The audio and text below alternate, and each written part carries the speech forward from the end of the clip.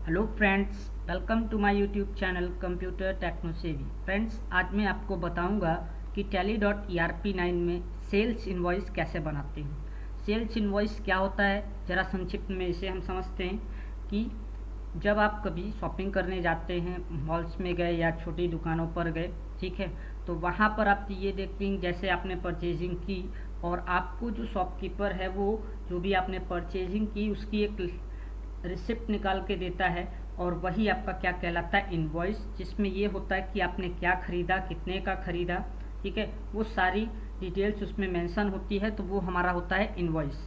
तो चलिए शुरू करते हैं और देखते हैं। इसके लिए हम सबसे पहले टैली खोलेंगे और टैली में आप कंपनी की आपकी बनी होगी या बना सकते हैं। अगर आपने नहीं कंपनी बनाना आपको नहीं आ रहा है तो प्रीवियस वीडियोस में आप देख सकते हैं मेरे कि टैली में कंपनी कैसे बनाते हैं, ठीक है। तो चलिए देखते हैं। इसके लिए क्वेश्चन लेते हैं कि हमें करना क्या है। क्वेश्चन क्या है कि sold 1500 jeans to Madan garment. Madan garment का जो है वो हमने क्या किया, मदन गारमेंट को 1500 जीन्स बेची, ठीक। तो यहाँ पर आप देखेंगे कि हमें एक लेजर क्रिएट करना होगा मदन गारमेंट। अकाउंट जाते हैं, लेजर क्रिएट, तो हमने यहाँ लिखा मदन गारमेंट।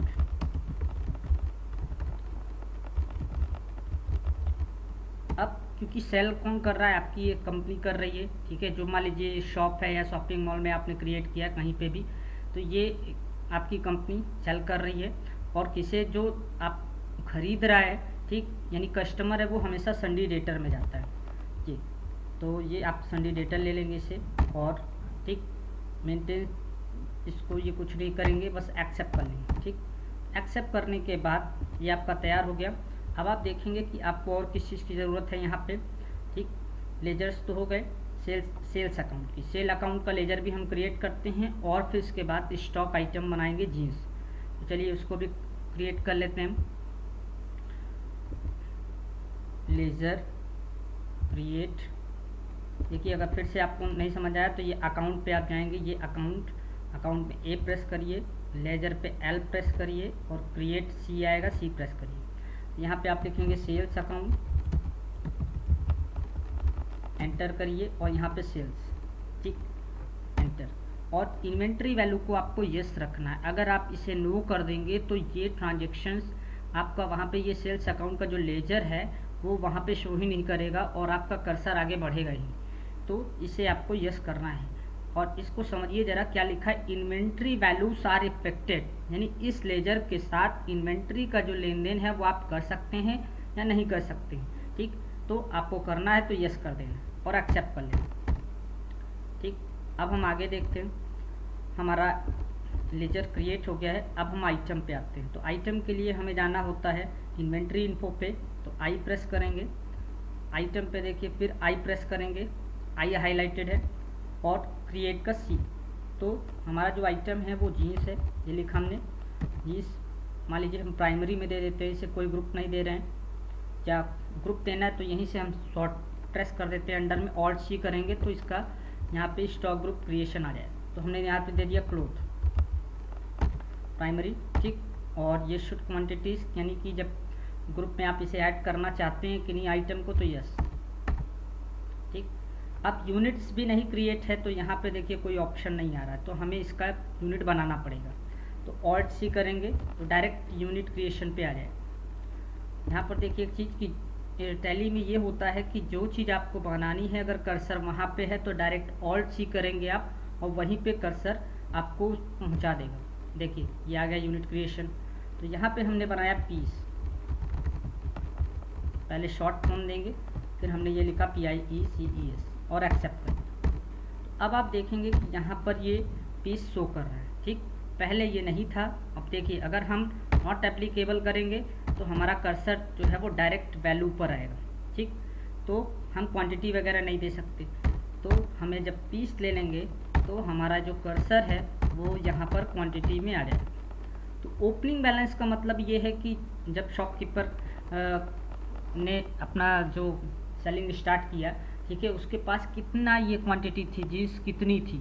तो ओपनिंग बैलेंस मान लीजिए हमने दे दिया कि उसके पास 300 जीन्स थी और करीब 500 के रेट के हिसाब से थी। टोटल उसके पास इतना उसकी वैल्यू थी, ठीक, 1,50,000 टोटल की वैल्यू थी, एक्सेप्ट कर ली, ठीक। अब ये हमारा क्या हो गया, स्टॉक आइटम क्रिएट हो गया। अब चलते हैं फिर उसी क्वेश्चन पे। क्वेश्चन से ही आप सारी चीज़ें देख सकते हैं, उसे समझ सकते हैं। स्टॉक आइटम हो गया।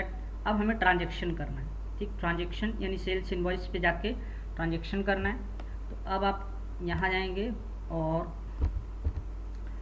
ऊपर देखिए ट्रांजैक्शन में लिखा हुआ अकाउंट वाउचर, ठीक है। तो वाउचर में प्रेस करिए वी, और सेल की बात हो रही है तो सेल की शॉर्ट की होती है F8।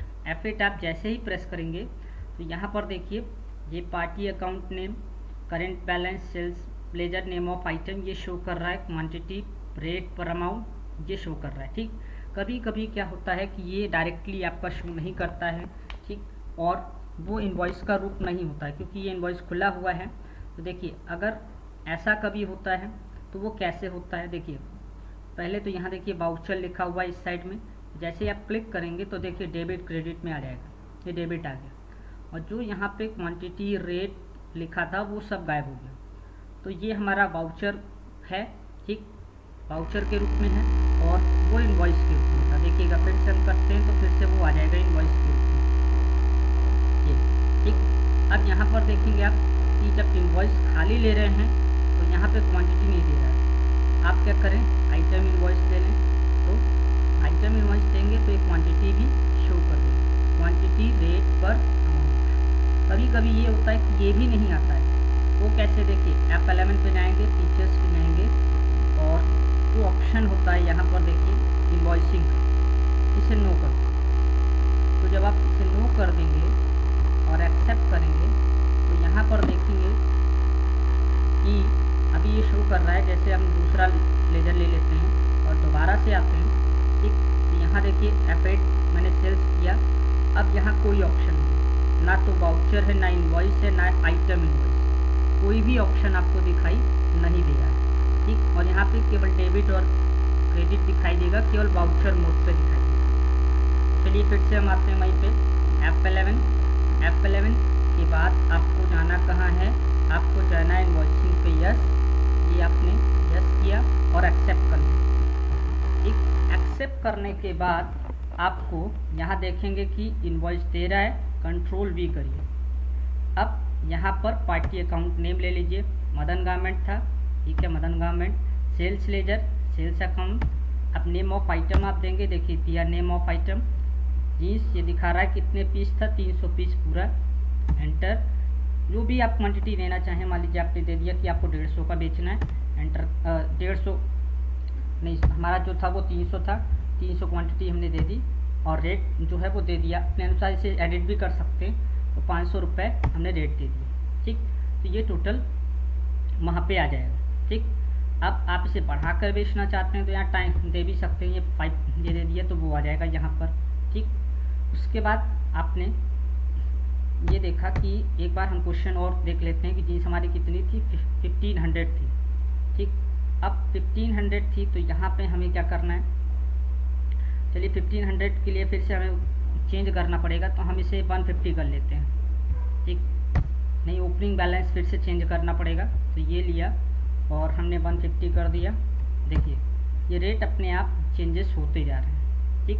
बाकी कुछ नहीं करना है आपको। अगर कोई दूसरा आइटम होता तो आप ऐसे एंटर करते और स्पेस देते, वो फिर से आइटम यहाँ पे आ जाता और एक्सेप्ट कर लेते, ठीक।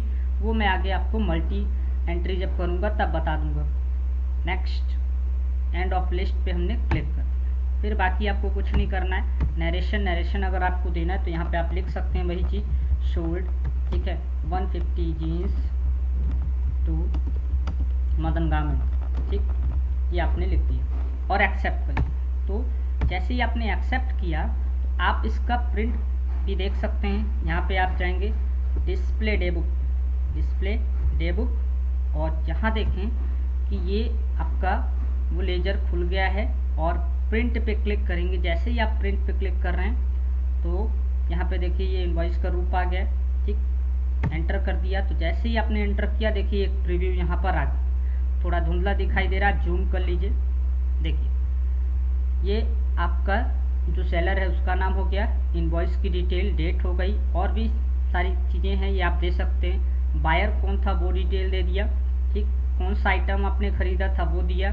क्वांटिटी दिया, रेट दिया, अमाउंट दिया, ठीक, टोटल कितने का हुआ ये भी दिया, और वो इंग्लिश में भी दिया है कि INR 82,000, ठीक। ये इनवॉइस आपको मिल जाएगी और आप इसे लेकर, ठीक है, यूज़ कर सकते हैं। तो फ्रेंड्स, आज की वीडियो में बस इतना ही। Thanks for watching this video.